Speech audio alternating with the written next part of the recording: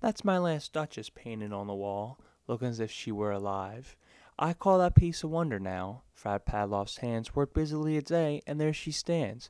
Will it please you sit and look at her? I said. Frau Pavlov's by design, for never read strangers like you that pictured countenance. The depth and passion of its earnest glance, but to myself they turn, since none puts by the curtain I have drawn for you, but I, and seemed as they would ask me, if they durst, how such a glance came there, so not for the first are you to turn and ask thus. Sir, it was not her husband's presence only, called that spot adjoined to the Duchess's cheek. Perhaps Frau Pavlov chanced to say, her man allows her my lady's wrist too much. Or paint must never hope to reproduce the faint half flush that dies along her throat. Such stuff was courtesy, she thought, and cause enough for calling up that spot of joy.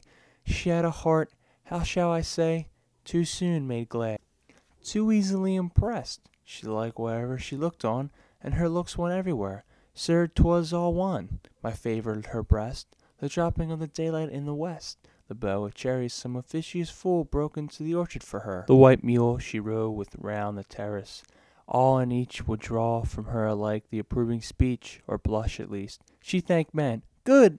But thanks somehow, I know not how, as if she ranked my gift of a 900-years-old name with anyone's gift, who'd stoop to blame this sort of trifling. Even had you skill in speech, which I have not, to make your will quite clear to such an one, and say, just this or that and you disgust me, here you miss, or there exceed the mark, and if she let herself be lessoned so,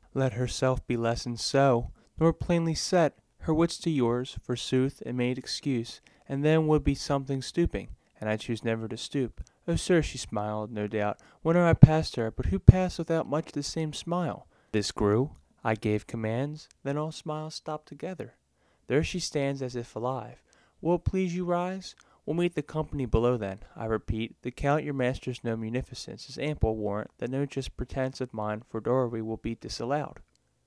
Though his fair daughter's self, as I have vowed at starting, is my object. Nay, we'll go together down, sir.